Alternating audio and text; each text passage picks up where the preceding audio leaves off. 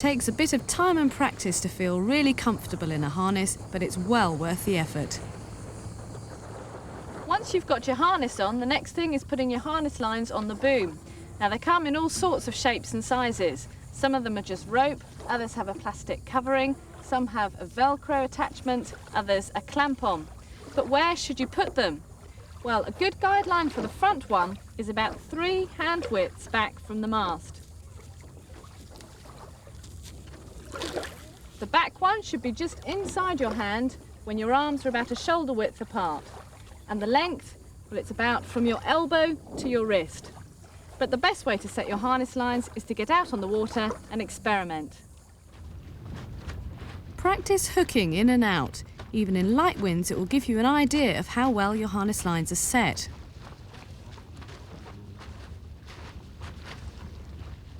For fine-tuning, move your hands as close together as possible to find the rig's balance point. Your lines should be either side of this point, about shoulder width apart. You might need to adjust the position of your lines as the wind increases, and you can do this afloat or on the beach. But a common mistake is putting your lines too far forward so that you sail underpowered. Good harness technique is just one element of your stance, and only practice makes perfect.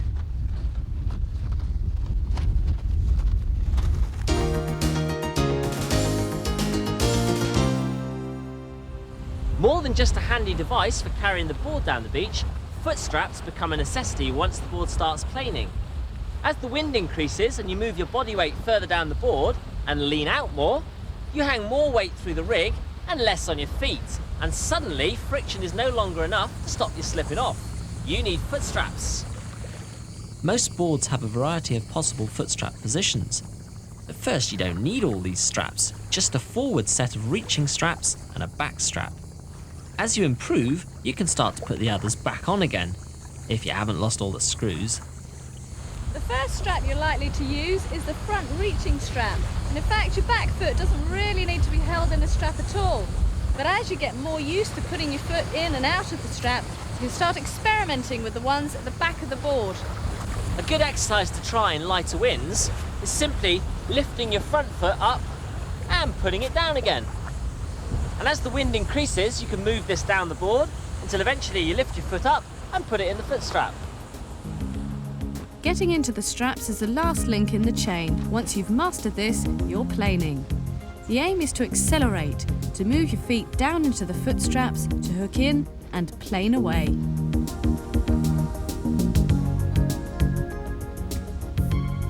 Now let's look at that one more time. Well powered up, the board accelerates. Move your feet down the board, but keep your upper body and the sail in the same place.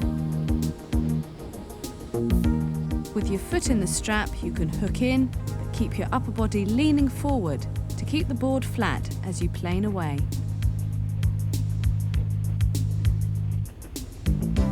Fully planing, less board is in contact with the water, then you can lean further back. Remember this? Our stance before harness and foot straps. Compare it with the new skills you've learnt, and it's possible to see how you've progressed. The stance remains very much the same, except we are now able to sit down more in the harness and move further back down the board into the back reaching straps.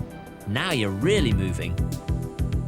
Once comfortable in the straps, experiment with foot steering. Carve the board this way and that way, leaning in and leaning out. Keep your hips, knees and ankles relaxed and your body weight low. As the wind increases, upwind stance needs to be refined to cope with the tendency of the board to rail up. Pressure on the daggerboard causes the windward rail to lift, and the larger the daggerboard, the greater the railing effect. Now, out on the rail, it's possible to counteract these effects with an upright stance and more weight going down through your feet.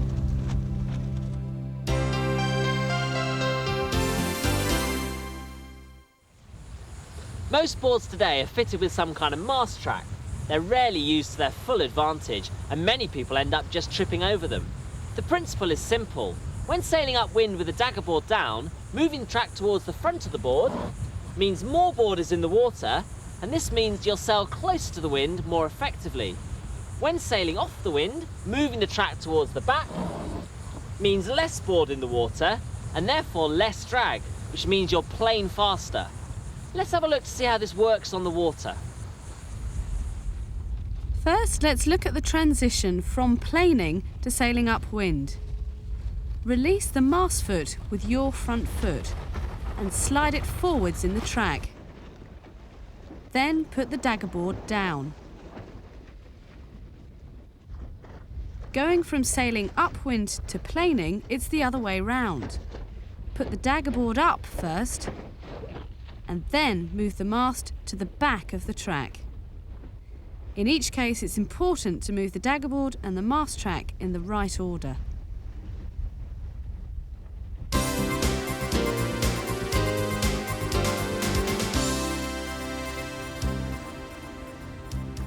Self-rescuing a couple of £100 worth of monofilm sail is very bad for its health. So if you've accidentally on purpose undone your mast foot, try this first. Whatever the problem, the rig needs to be removed from the board and your harness hook undone. Slide the rig onto the middle of the board, crawl under the sail on top of the boom, and once out of the water, paddle away. It's very quick to execute and practical in many conditions up to about a force 4. If this or any other method fails to work, it's good practice to carry a few items of equipment when venturing any distance from the shore. You decide on the priorities. I think these are probably the most important.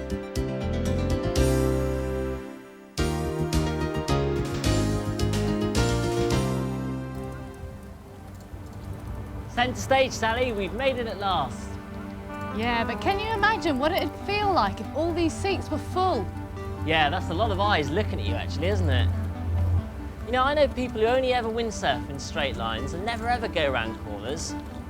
Or maybe it's because they think that there's lots of people watching them, just waiting for them to make a mistake. Yeah, I guess that's enough to make anyone fall in.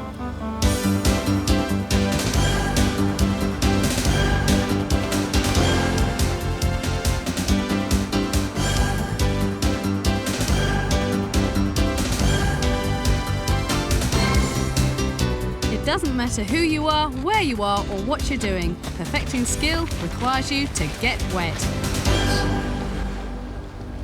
Even Ben.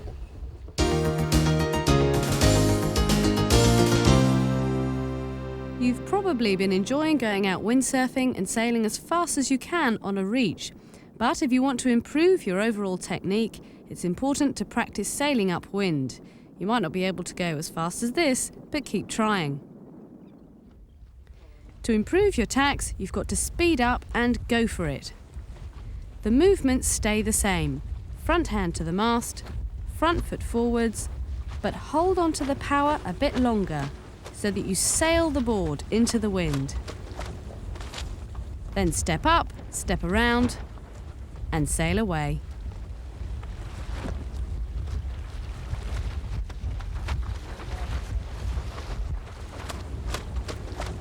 Okay, let's get really dynamic. Approach the tack with the daggerboard down, the track forwards, and out on the rail.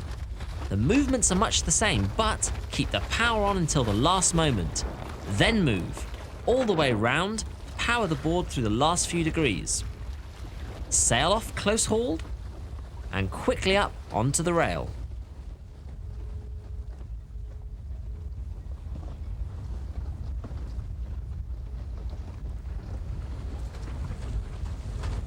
The foot movements must be precise and the timing is critical.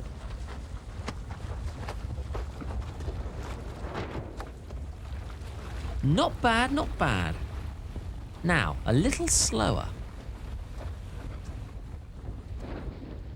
The front foot goes forwards, the instep by the mast foot, then wait. Then the back foot joins it as the front pivots and goes well back. After the board is up and going, the front foot moves back to be as close as possible to the back foot.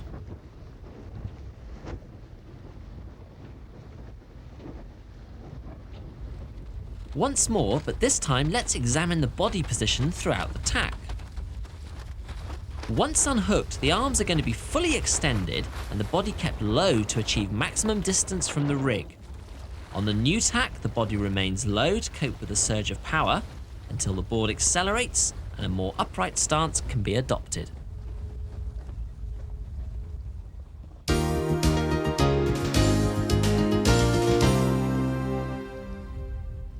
Don't be in too much of a hurry to jibe in stronger winds. Build up to it with a few exercises. Try sailing on a run and sinking the tail of your board by moving your weight backwards. Try moving up and down the board. You can keep your knees dry by leaning forwards onto the boom or stepping forwards. Steering a series of S's using the rig prepares you for the jibe and helps rig control. At this stage, leave your dagger board up.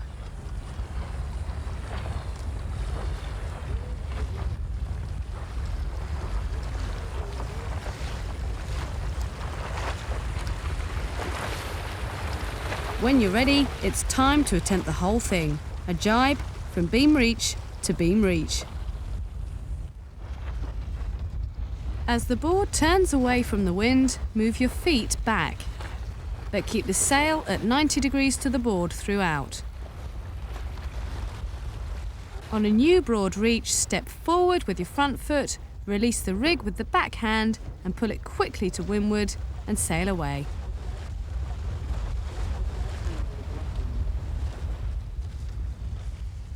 Foot movement is important in controlling the turn. The further back your feet, the tighter the turn. It's the timing of this step forward that stops the rotation so the board doesn't head too far up into wind. You can help keep your balance at the end of the jibe by taking it all a little slower. After stepping forwards, hold the sail clew first. And then flip the rig as before.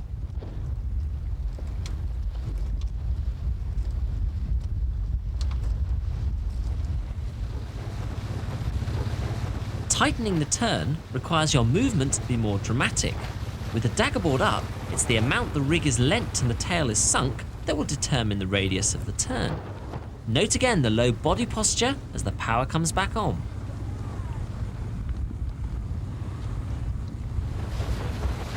An optional third turning force is the dagger board. With the dagger board down, the rig and board are lent to the outside of the turn and weight is committed well back. Too much momentum for some, ideal in light winds or if you happen to want to crank up wind after the jibe. Again, with the dagger board down, looking at the feet. As the front foot moves back, it weights the outside rail. The new front foot then goes forwards, ready for the rig flip.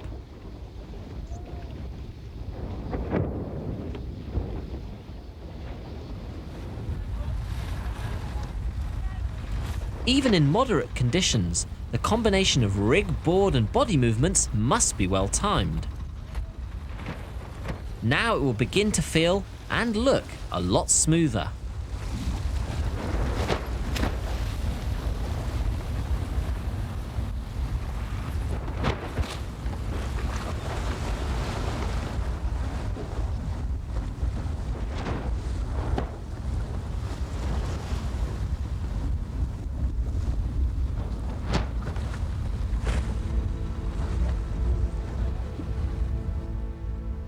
No place for the dagger board in these conditions, and the jibe is a case of dramatically stalling the tail by getting as far back as possible. A true stall jibe.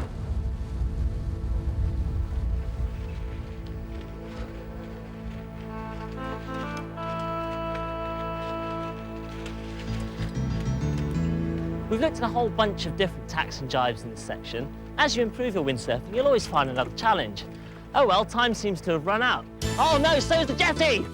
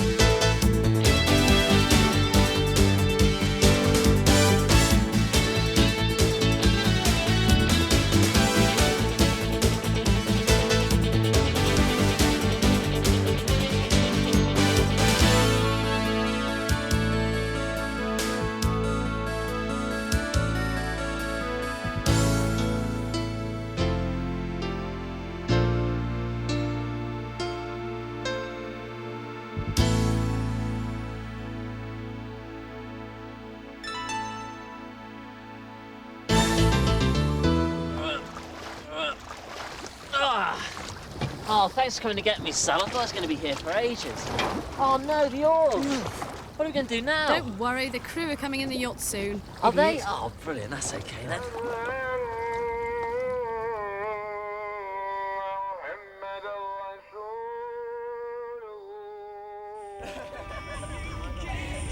Oh, thank goodness they came to get us, Sal. I was getting really cold. Yeah, and that party sounds like it's in full swing. Can't wait for a gin. Catch the rope! Don't tie it onto the bike. The yacht will pull it out. Hang on a sec. They haven't tied us on. Oi, you lot! What's the big idea? Oi, come back! Come back! Back! I don't believe That's it. typical, isn't it? They said, make a windsurfing film. I'm not Come and amused. be a star, it'd be great. Here I am, stuck in a dinghy, miles from nowhere, freezing cold, soaking wet. Oh, stop whinging. I mean, whose fault is it anyway? Who had to go and ride off the end of the jetty? I suppose it was the producer's idea, wasn't it? Told you to make a funny end to the film, did he? Yeah. Oh, well, ha bloody ha, you fell for it.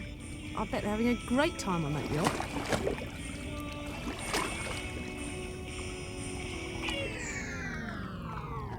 Ah! What's happened? The power's gone on the boat.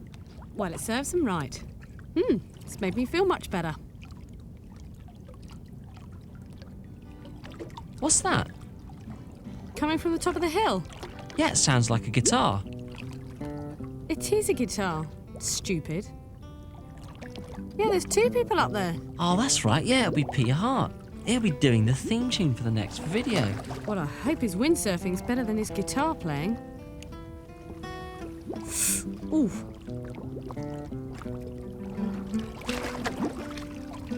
I wish they'd give it a rest. Night, Sal. Get off.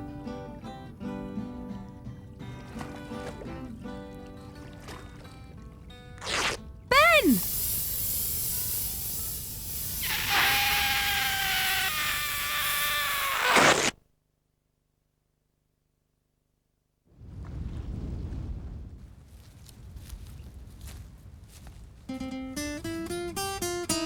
Oh, I wish I could windsurf as well as I play guitar, you know. Oi!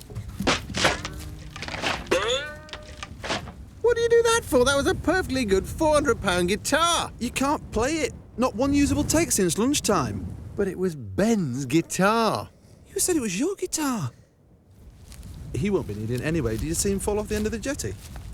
Ha, typical cheap stunt to try and sell more videos. Won't be near that mumbo jumbo in my programme. There won't be a theme tune playing on the guitar either. Oh, no. What's your programme called then? The Turning Point. I see. Starting point, turning point. Good that. What action is it? Red hot. Water starts, carve jibes, water jibes, carve starts, all the business delivered with immaculate poise and artistry. Also, it says on the sleeve. Carve starts. Hey, who's that flapping around in the water? I don't know, but they want to blow that dinghy up a bit. Should we give him a hand? No, I would, but I promised I'd meet Weissman for a drink in the bar. Who's Weissman then? Oh, Weissman, he stars as the barman in our new video. Is that his real name? No, apparently his Turkish name is Hochschlalach, but that translates as White Moon. So why do you call him Weissman? Because it's German.